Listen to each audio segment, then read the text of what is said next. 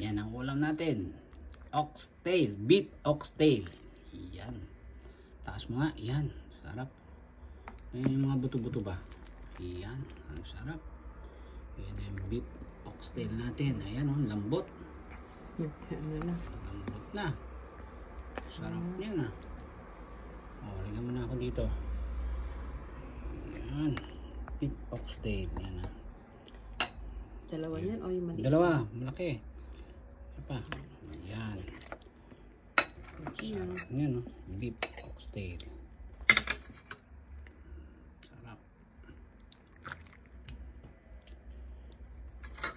Tikman natin yung sabaw. Oh. Sabaw oh. Kaya natin ng toyo, soy sauce. Wow. Sarap. Yummy. Delicious. Mapaparami kanin ko nito ah. Diet ka na.